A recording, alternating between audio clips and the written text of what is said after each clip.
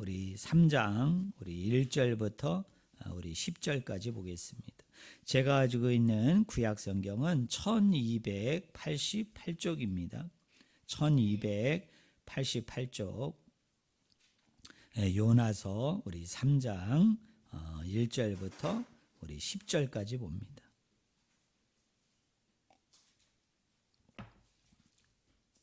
제가 9절까지 읽고 우리 마지막 절 10절만 우리 같이 읽겠습니다.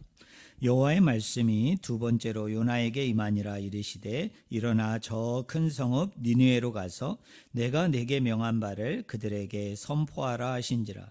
요나가 여호와의 말씀대로 일어나서 니느웨로 가니라. 니느웨는 사흘 동안 걸을 만큼 하나님 앞에 큰 성읍이더라. 요나가 그 성읍에 들어가서 하루 동안 다니며 외쳐 이르되 40일이 지나면 니느웨가 무너지리라 하였더니 니느웨 사람들이 하나님을 믿고 금식을 선포하고 높고 낮은 자를 막론하고 굵은 베옷을 입은지라. 그 일이 니느웨 왕에게 들림에 왕이 보좌에서 일어나 왕복을 벗고 굵은 베옷을 입고 제 위에 앉으니라. 왕과 그의 대신들이 조서를 내려 니느웨에 선포하여 이르되 사람이나 짐승이나 소떼나 양떼나 아무것도 입에 대지 말지니 곧 먹지도 말 것이요 물도 마시지 말 것이며 사람이든지 짐승이든지 다 굵은 베옷을 입을 것이요 힘써 하나님께 부르짖을 것이며 각기 악한 길과 손으로 행한 강포에서 떠날 것이라.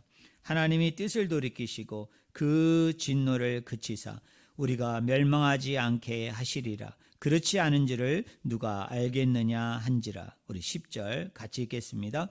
하나님이 그들이 행한 것 곧 그 악한 길에서 돌이켜 떠난 것을 보시고 하나님이 뜻을 돌이키사 그들에게 내리라라고 말씀하신 재앙을 내리지 아니하시니라. 아멘. 오늘 같이 읽은 본문 말씀을 가지고 니느웨 백성을 향한 하나님의 마음이란 제목으로 같이 하나님의 말씀을 우리가 나누기를 원합니다. 여러분 1절에 보니까 3장은 이렇게 시작합니다. 여호와의 말씀이 두 번째로 요나에게 임하니라 라고 이야기합니다. 특별히 요나서는 이제 4장으로 되어 있는데요. 이 요나서의 구조를 보면 1장하고 3장이 연결이 되고 2장하고 4장이 연결이 됩니다. 그래서 크게 두 부분으로 우리가 나눌 수 있는데요. 자, 1장과 3장이 어떤 관련성이 있느냐, 어떻게 연결이 되어지느냐, 우리가 시간 관계상 일일이 하나하나 살펴보지는 않겠습니다만 1장 1절부터 3절의 내용과 3장 1절부터 3절의 내용이 같습니다. 여러분 거의 비슷하게 이렇게 구성되어 있습니다. 1장 1절에 보면 여호와의 말씀이 그죠? 아미떼 아들 요나에게 임하니라. 그러니까 요나서 1장부터 4장에 보면 하나님의 말씀이 두 번 임하는데 하나는 요나서 1장 1절에서 그것을 표현하고 있고요. 오늘 요나서 3장 1절에 보면 여호와의 말씀이 몇 번째로? 두 번째로 누구에게 임했다고 얘기합니까? 요나에게 임했다라고 이야기합니다. 자, 그런데 우리가 너무나 잘 아시는 것처럼 요나서 1장을 보면 하나님의 말씀이 요나에게 임하였음에도 불구하고 요나가 어떻게 합니까? 불순종하죠. 하나님의 낯을 피하여 니느웨로 가지 아니하고 다시스에 가는 배를 욥바에서 이렇게 올라타고 있는 장면을 여기 1장 초반부에서 그리고 있어요. 자, 요나서 1장 2절을 보시면요. 너는 일어나 저 큰 성읍 니느웨로 가서 그것을 향하여 외쳐라. 근데 요나는 어떻게 했어요? 니느웨로 가지 않고 어디로 갔다고요? 다시스로 내려갔다라고 성경은 말합니다. 자, 요나서 3장 1절 다시 한번 두 번째로 물고기 뱃속에서 나온 요나에게 하나님의 말씀이 다시 임합니다. 여러분 2절에 보니까 일어나 저 큰 성읍 니느웨로 가서 내가 네게 명한 바를 그들에게 선포하라 하신지라. 1장 2절과 3장 2절 하나님께서 첫 번째 말씀이 임한 내용과 요나에게 두 번째로 말씀이 임한 내용이 어때요? 같습니다. 여러분 똑같습니다. 그런데 첫 번째 말씀이 임했을 때는 요나가 즉시 일어나기는 일어났는데 왜 일어났느냐? 다시스로 여호와의 낯을 피하여 도망가기 위해서 일어난 거예요. 그런데 오늘 3절에 보세요. 요나가 여호와의 말씀대로 어떻게 했어요? 이번에는 일어났어요. 첫 번째로는 하나님의 말씀이 임했을 때 요나가 일어나서 니느웨로 가지 않고 다시스로 갔는데 이번에는 다릅니다. 3절에 보니까 요나가 여호와의 말씀대로 뭐해서 일어나서 어디로 갔습니까? 니느웨로 갔다. 이렇게 얘기합니다. 자, 우리는 그러면 기대하게 되어지죠.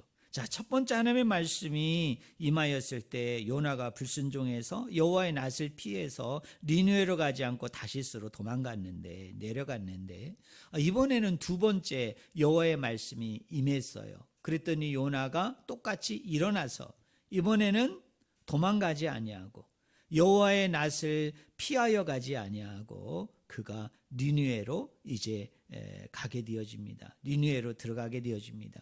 그러면 우리는 이렇게 질문할 수 있죠. 자, 첫 번째는 실패했고 불순종했던 요나가 이번에는 니느웨로 갔으니까 과연 이 하나님의 부르심 앞에, 이 하나님의 명령 앞에, 이 하나님의 꿈과 비전 앞에 그가 순종했을까?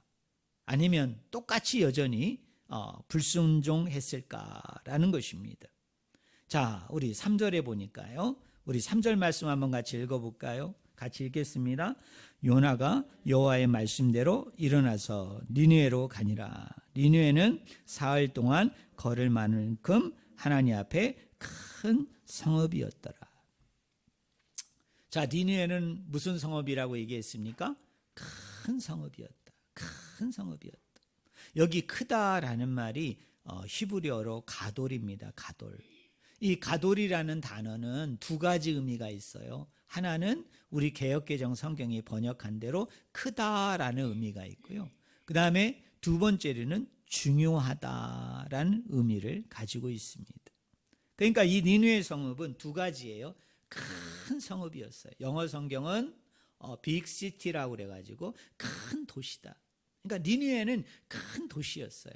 그리고 이 니느웨는 다른 성읍에 비해서 다른 주변의 많은 도시들에 비해서 성경적인 관점으로 본다면 또 이 시점으로 본다면 아주 중요한 도시였다.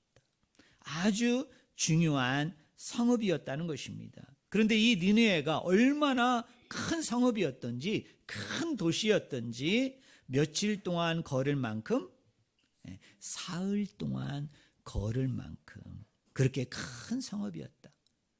사흘 동안 걸을 만큼 아주 중요한 성읍이었다라고 이야기합니다. 그리고 여러분 4절을 보세요. 우리 4절 한번 같이 읽어보겠습니다. 요나가 그 성읍에 들어가서 하루 동안 다니며 외쳐 이르되 같이 읽겠습니다. 40일이 지나면 니느웨가 무너지리라 하였더니. 자, 저를 보세요. 자, 니느웨 성은 크고 중요한 성읍이었기 때문에 그 성읍을 둘러보는 데는 그 성읍을 이렇게 출발해서 한 바퀴 도는 데는 얼마나 걸린다고요? 사흘길이다.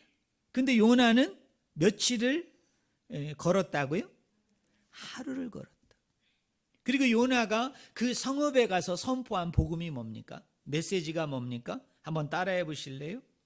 40일이 지나면 니느웨가 무너지리라.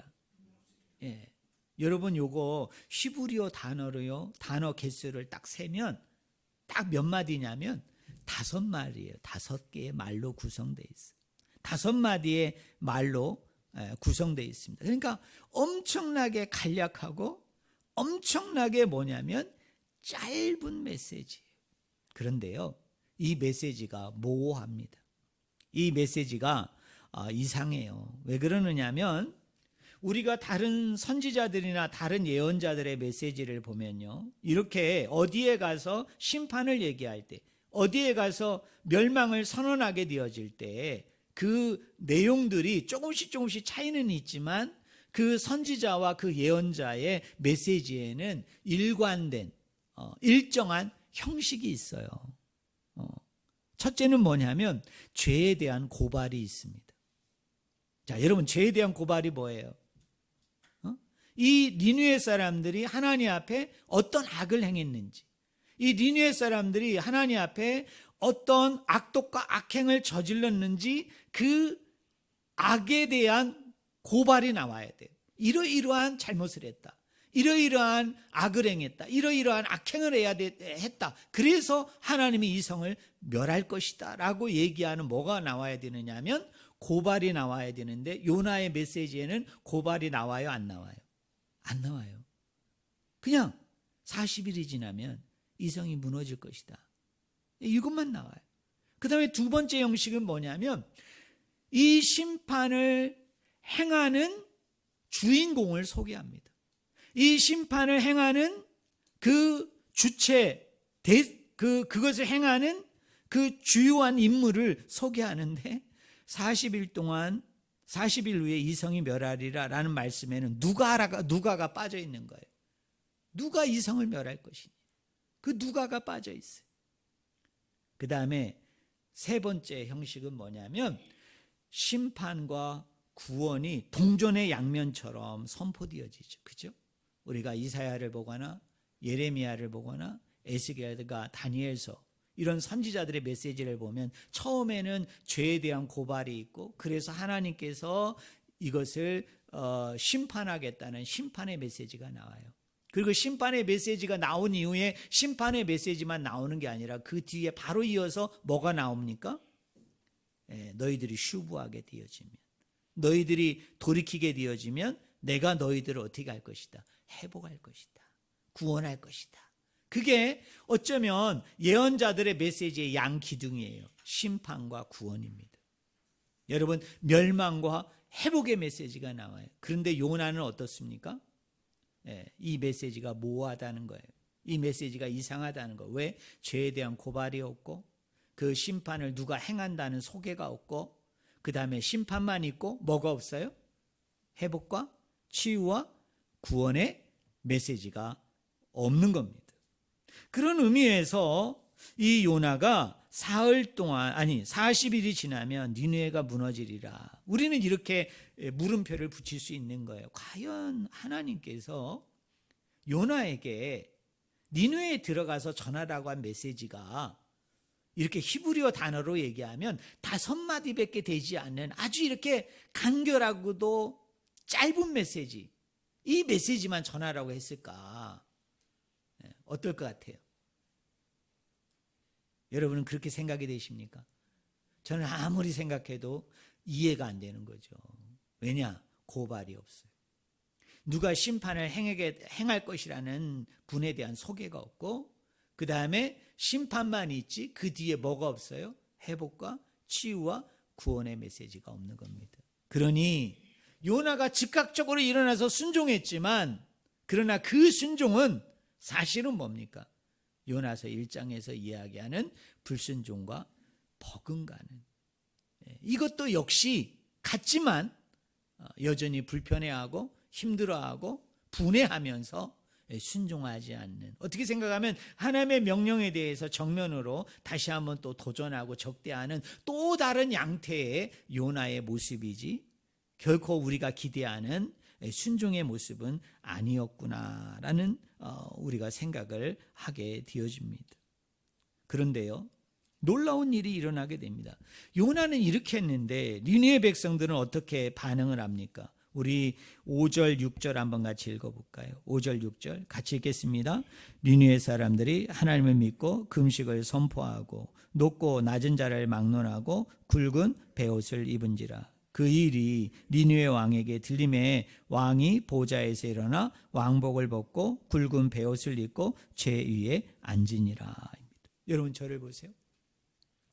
요나의 모호한 메시지였지만 그 모호한 메시지를 니느웨 백성이 받았을 때요, 이 니느웨 백성들의 반응은요 엄청납니다. 여러분, 충격적이에요. 여러분, 거기에 반복되는 표현이 있어요. 5절에 보면은 금식을 선포하고 그 다음에 뭐라고 그랬어요? 굵은 베옷을 입었다. 6절에 보면 뭐라고 얘기합니까? 굵은 베옷을 입고 어디에 앉았다? 죄 위에 앉았다. 이 모든 말들은 뭐와 관련이 있을까요? 여러분 한번 어려운 말인데 한번 따라해 보실래요? 제의적인 회개. 네. 제의적인 회개 운동이 일어나는 거예요. 제의적인 회개 운동이 일어나는 거예요. 그것도 왕만이 아니라 특정한 몇몇 사람들의 일이 아니라 왕을 포함해서 그의 신하들을 포함해서 니느웨 백성들의 전체에 뭐냐면 제의적인 대대적인 뭐가 일어납니까? 회개 운동이 여러분 일어나게 되어진 거예요. 그리고 난 후에 여러분 7절을 보세요. 우리 7절 말씀 한번 같이 읽겠습니다. 준비 시작. 왕과 그의 대신들이 조서를 내려 니느웨에 선포하여 이르되 사람이나 짐승이나 소떼나 양떼나 아무것도 입에 대지 말지니 곧 먹지도 말 것이요 물도 마시지 말 것이며 입니다. 여기서요 아이러니가 이제 생기게 되는 거예요. 여러분 요나에게 하나님의 말씀이 임해서 그가 일어나서 니느웨로 들어간 건 잘한 일인데 그가 니느웨 성에 들어가서 정작 선포한 복음은 제가 뭐라고 그랬어요? 모호한 메시지다. 아주 모호성이 짙은 말씀이라고 얘기했습니다. 그런데요 거꾸로 여러분 왕과 그의 신하들이 내린 그 조서의 내용을 보면요 그 조서의 내용은 너무나도 디테일한 거예요. 너무나도 자세하고요 너무나도 세밀하고요. 그 조서 내용 자체는 거의 완벽에 가까운 뭐냐면 회개의 촉구에 대한 메시지들이 그 안에 다 담겨 있다는 거예요. 여러분 7절과 8절의 조서를 내용을 봅시다. 사람이나 짐승이나 소떼나 양떼나 아무것도 입에 대지 말지니 곧 먹지도 말 것이요 물도 마시지 말 것이며 사람이든지 짐승이든지 다 굵은 베옷을 입을 것이요 힘써 하나님께 부르짖을 것이며 각기 악한 길과 손으로 행한 강포에서 떠날 것이라. 자 저를 보세요. 지금 니느웨 성에 하나님의 그 멸망에 대한 메시지, 심판에 대한 메시지를 가지고 들어가서 선포하는 선지자는 누구입니까? 요나죠. 근데 요나는 히브리어 단어로 얘기하면 5단어밖에 되지 않는 아주 모호한 복음을 전해요. 모호한 메시지를 전하는데 놀라웠게도 진짜 선지자가 있어요. 진짜 선지자 노릇을 하는 사람이 있어요. 진짜 선지자 역할을 하는 사람이 있어요. 그 사람은 누구냐면 하나님에 의해서 보내어진 요나가 아니라 누가 그 역할을 하고 있어요 지금? 왕이 그 역할을 하고 있다. 그래서 요나와 왕을 어떻게 하느냐 하면 이 요나서 기자는 대조하고 있는 거예요. 요나가 하지 못하는 일을, 요나가 순종하지 못한 일을 도리어 이방의 왕인 이 왕이 그 짧고도 간결한 정말 모호한 복음이었지만 모호한 메시지였지만 그 메시지를 들을 때에 그에게 나타나는 뜨거운 반응은 뭐냐면 그 조석 가운데 이렇게 충분하고도 그 복음에 대한 말씀에 대한 메시지에 대한 모든 충분한 내용을 다 담아낼 정도의 그 소식을 백성들에게 전하게 되어지고 백성들이 그 조세에 맞추어서 행동하게 되어질 때 무슨 운동이 일어났다? 대대적으로 제의적인 회개 운동이 그 니느웨 성 전체에서 일어나게 되는 엄청난 일들이 일어나게 됐다는 겁니다. 여러분 정말 놀랍지 않습니까? 놀랍지 않습니까? 이게 바로 뭐냐? 복음이 가지고 있는 힘이에요. 이게 뭐냐? 말씀이 가지고 있는 힘입니다.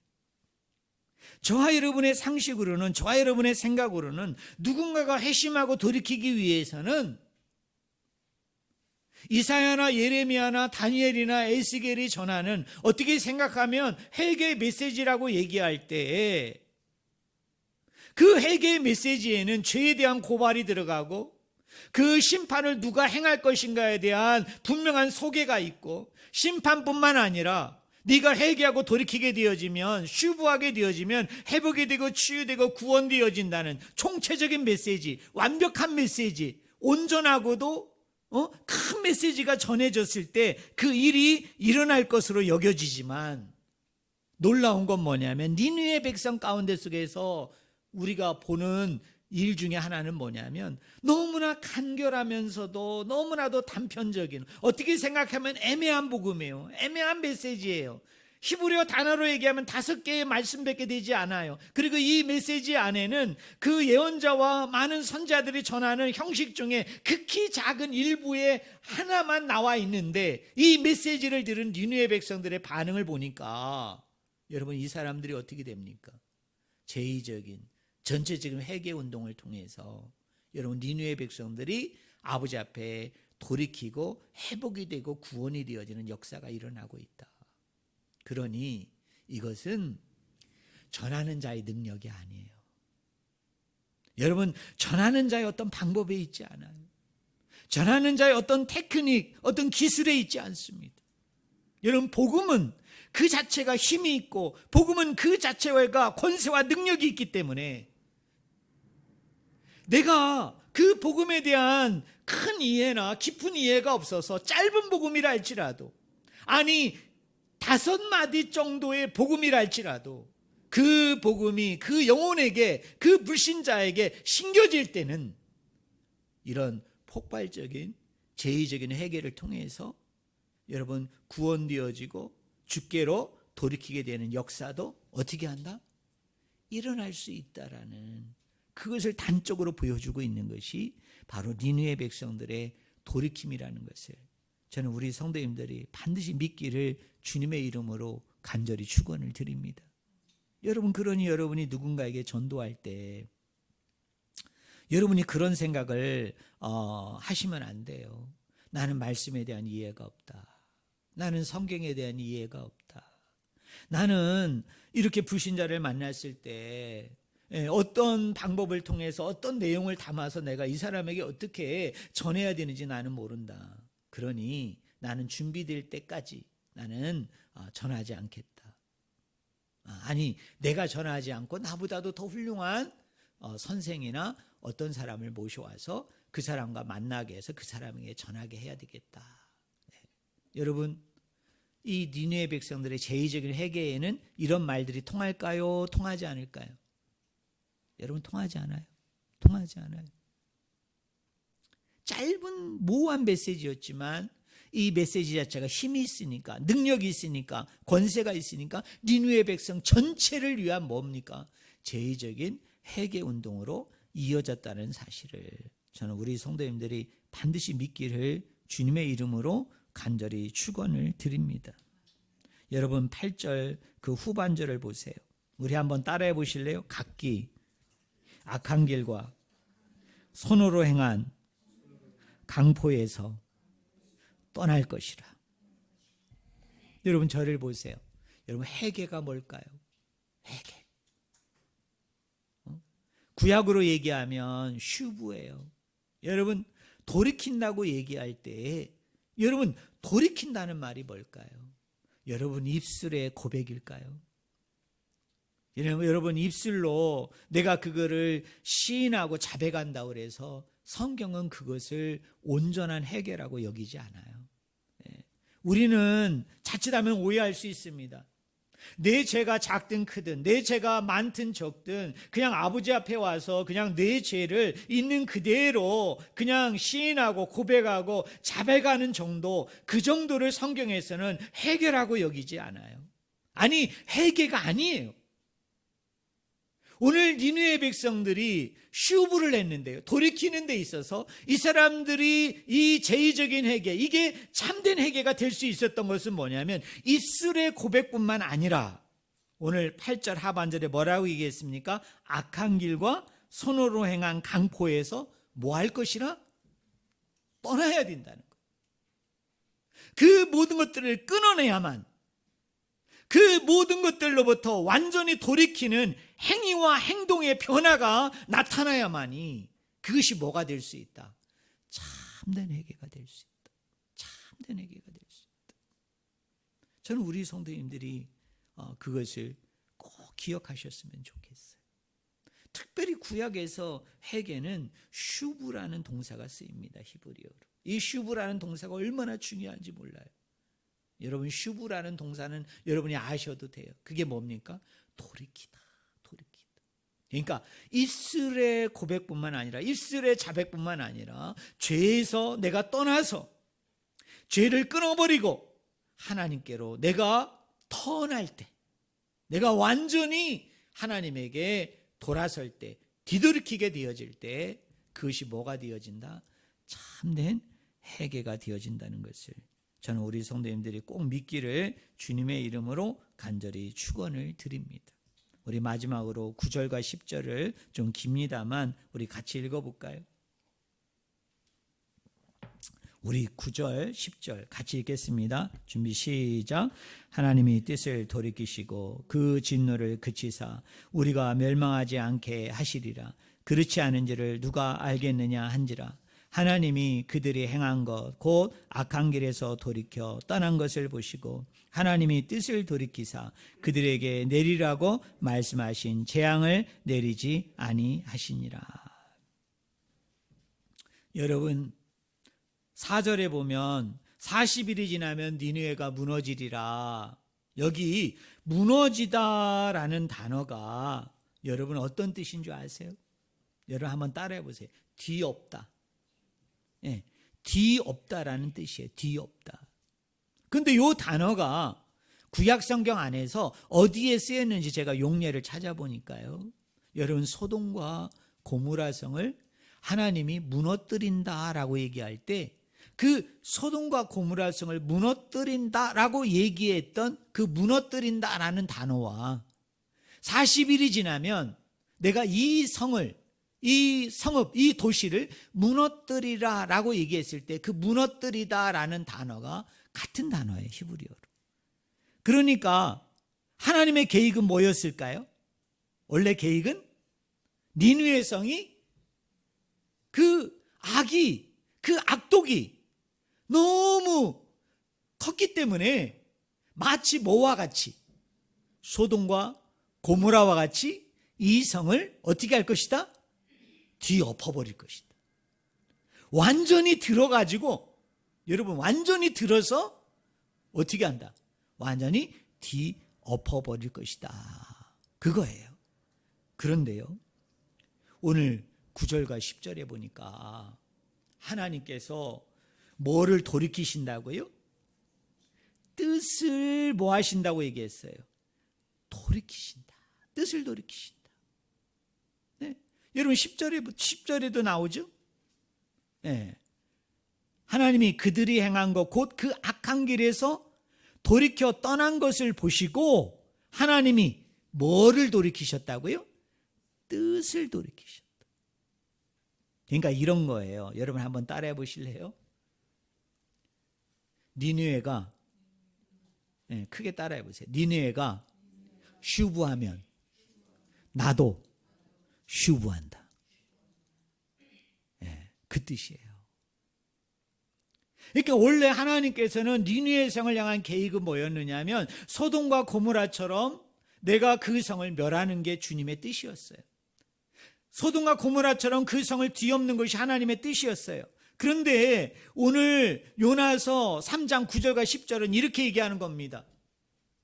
너희들이 돌이켰기 때문에 너희들이 제의적인 회개를 통해서 입술의 고백뿐만 아니라 그 악독으로부터, 그 악한 길로부터 너희가 돌이키었기 때문에 내가 내 뜻을 어떻게 하겠다? 돌이키겠다. 내 뜻을 어떻게 하겠다? 네, 뒤엎겠다는 뜻입니다. 뒤엎겠다는 거예요. 뒤집어 엎어버리겠다는 거예요. 그래서 내가 어떻게 하느냐? 이 백성에게 재앙을 내리지 아니하리라. 멸망시키지 아니하리라. 여러분, 이 말입니다. 이게 우리 하나님 아버지의 마음입니다. 이게 아버지의 마음이에요. 오늘 우리가 구약 성경 두 군데를 보려고 하는데요. 한 군데가 예레미야 31장 20절입니다. 여러분 우리 화면에 띄워줄 건데요. 너무나 귀한 아버지의 마음을 읽을 수 있는 성경이에요. 우리 한번 이 말씀 한번 같이 읽어볼까요? 같이 읽겠습니다. 준비 시작. 에브라임은 나의 사랑하는 아들, 기뻐하는 자식이 아니냐. 내가 그를 책망하여 말할 때마다 깊이 생각하노라. 그러므로 그를 위하여 내 창자가 들끓으니 내가 반드시 그를 불쌍히 여기리라. 여호와의 말씀이니라. 원래 하나님의 계획은 뭐였습니까? 이 에브라임, 이스라엘을 향해 하나님은 진노하시기를 원하셨어요. 그리고 그들을 심판하고 멸망시키는 게 아버지의 마음이었습니다. 그래서 정말 나의 자식인 그 에브라임을 내가 진노함을 통해서 그를 심판하려고 하는데, 바로 그 진노의 잔이 막 쏟아지려고 하는 그 순간에 아버지의 마음이 작동하는 거예요. 뭐라고 표현했습니까? 거기에 그를 책망하여 말할 때마다 내가 깊이 생각한다.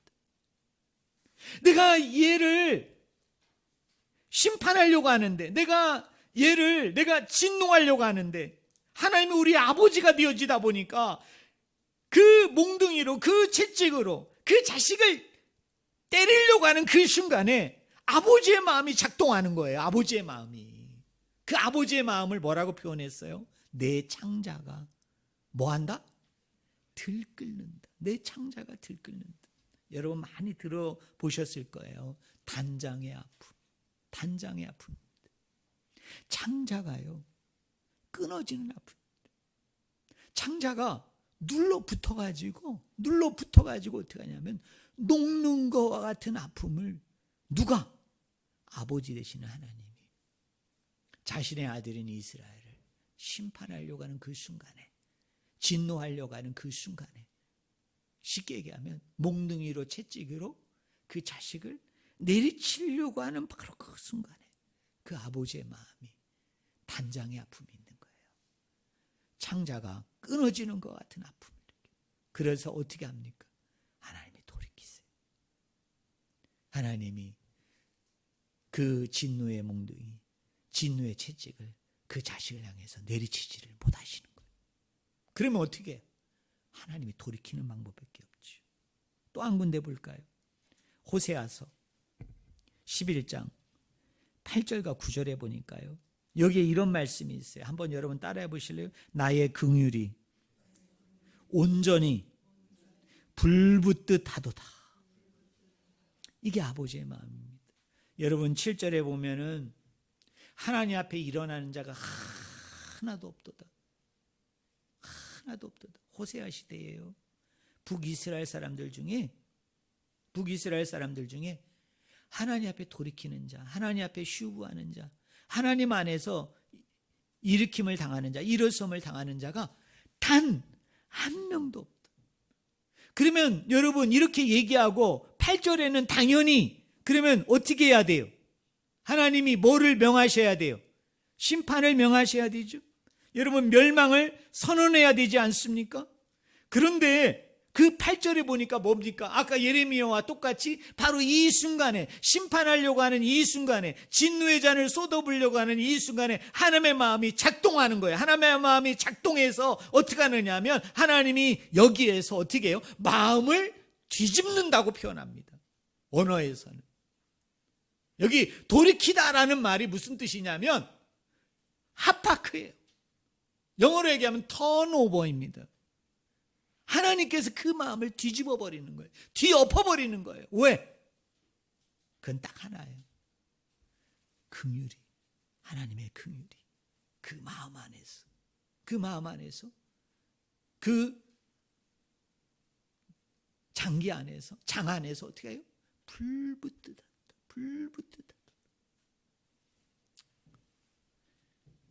그래서 호세아서 11장 8절에 보니까 여러분 한번 따라해 보세요. 내 마음이 마음에서 뒤집힌다. 이게 원어대로 그대로 제가 직역해 드린 거.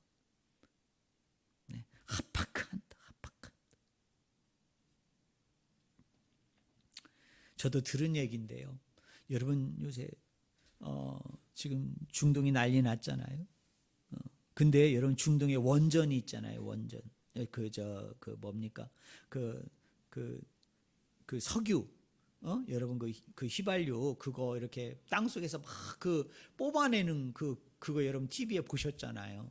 근데 여러분 거기에 만약에 불이 났어요. 불이 났어. 그러면 여러분 그거 어떻게 꺼야 될까요? 예? 다 탈 때까지 놔둬야 된다. 그 많은 엄청난 양이 이거 타는데 얼마나 오래 걸리겠어요. 그러다가는 지구 전체가 그냥 시커먼 연기로 그냥 해서 우리 다 죽을지도 몰라. 여러분 그 밑에서 막 그 석유 휘발유가 막 올라오는데 거기에 막 불이 났다고 생각해 보자. 그거 어떻게 끌까요? 끄는 방법이 있다고 하더라고. 여러분 거기다가 막 물을 뿌리면요 더 다 올라요. 물 뿌리면 안 돼. 그럼 어떻게 하면 돼요? 모래. 와, 그래 우리 권사님이 좀 맞는 대답을 했어. 갖다 모래로 막 엎어버린다. 야, 근데 그게 워낙 커가지고요. 그게 쉽지 않아요. 방법이 뭔지 아세요? 폭탄을 터뜨리는 거예요. 네. 거기다가 엄청난 폭발물을 설치해가지고 어떻게 하면 그 전체를 갖다가 어떻게 해야 돼요? 날려버리는 법밖에 없어요. 다른 방법으로는 여러분 깨어지지 않는다는 거예요. 제가 이건 누구한테 직접 들었어요. 사랑하는 성도 여러분, 하나님이 그 이스라엘 백성들의 그 하나도 자기 앞에 돌이키지 않는 그 엄청난 상황을 보면서 아버지께서 진노하실 때 하나님 스스로 그 진노를 거두는 방법이 뭘까요? 거두는 방법은 그 진노를 누그러뜨릴 수 있는 큰 수단과 방법을 써야 됩니다. 그 큰 수단과 방법이 누구일까요? 이 땅에 오신 예수 그리스도이십니다. 바로 저와 여러분이 먹어야 되는 그 진노의 잔을 누가? 예수 그리스도가 대신하여 그 진노의 잔을 먹으심으로, 그래서 예수님께서 그 십자가상에서 저주의 죽음을 당하신 거예요. 하나님 진노의 그 죽임을 하나님이 당하신 겁니다. 왜요? 그 용광로처럼 타오르는 그 석유, 그 휘발유의 그 화로를 끌 수 있는 방법은 뭐냐? 여러분, 폭탄이라는 엄청난 말도 안 되는 큰 수단으로 터뜨려야만이 그거를 잠재울 수 있는 것처럼 우리 하나님의 진노도 마찬가지예요. 그 하나님의 진노가 활활 불타오르는데 이 불타오르는 이 진노를 누그러뜨리는 방법은 우리의 노력으로 되지 않아요. 우리의 의지로 되지 않아요. 우리의 힘으로 되지 않아요. 그러니까 하나님이 더 큰 수단, 더 큰 희생을 지불하도록 해주셨는데 그게 누구냐? 바로 예수 그리스도가 십자가상에서 그 모든 것을 담당해 주셨기 때문에, 모든 것을 그분이 대신하여 그 모든 것을 손수 마셨기 때문에 여러분, 하나님의 진노가 꺼지게 되어지고 저와 여러분을 그 예수 그리스도 안에서 우리를 치유하고 회복하고 구원했다는 것을 저는 우리 성도님들이 반드시 믿기를 주님의 이름으로 간절히 축원을 드립니다. 사랑하는 성도 여러분, 우리 아버지의 마음은 부모님의 마음과 똑같습니다. 여러분들도 자식을 다 길러보았지만 자식이 정말 부모를 화나게 합니다. 정말 자식이 부모로 하여금 정말 분노하게 만듭니다. 진노하게 만듭니다. 근데 여러분, 정상적이고 건강한 부모는 어떻습니까? 정말 화가 낼 때는 내가 이 자식을 이 몽둥이로 정말 어찌할 것 같은데, 근데 정말 몽둥이를 막상 들어서 그 자식을 내리치려고 할 때는 뭐의 마음이 작동해요? 아버지의 마음이, 어머니의 마음이 작동을 하면서 그 몽둥이를 맞는 자식도 아프지만 사실은 그것보다 10배, 100배, 1000배로 부모님의 마음이 아픈 거죠. 부모님의 마음이 힘든 거죠. 그러면서 어떻게 됩니까? 그 진노가 누그러뜨려지고 그 진노가 서서히 없어지게 되어지면서 여러분 그 자식을 용서하고 품고 여러분 회복하도록 구원하도록 인도하는 게 그게 여러분 육신의 어머니 아버지의 마음 아니에요? 그런데 우리 하나님도 똑같다는 거예요. 참 이게 얼마나 은혜로운 말씀입니까? 그 긍휼이 온전히 불붙듯 하였어. 그죠? 그 다음에 뭐예요? 내 창자가 들끓으니. 이거는 육신의 엄마 아버지를 빗대어서 얘기하는 게 아니라 하나님이 이스라엘 백성이 범죄하고 패역함을 통해서 그들을 하나도 남김없이 다 뒤엎어버림을 통하여 멸망하는 그 찰나 그 순간에 우리 아버지께서 그런 마음을 가지셨다는 거예요. 그런데요, 그 진노를 완전히 없애기 위해서는 더 큰 수단을 썼어야 됐는데 그분이 누구냐? 예수 그리스도입니다. 그분을 십자가에서 저주받게 하시고 진노의 잔을 온전히 받아 마시게 함을 통해서 그 진노가 나에게로 오지 아니하고 하나님이 그 진노를 누그러뜨리시고 없애시는 가운데 돌이키심으로 뒤엎으심으로 저와 여러분을 구원해 주었다는 사실, 저와 여러분을 용서하고 회복해 주었다는 이 사실 앞에 늘 감사하고 기뻐하고 영광 돌리는 저와 여러분이 되기를 주의 이름으로 간절히 축원을 드립니다. 우리 기도하겠습니다. 하나님 아버지, 우리의 죄로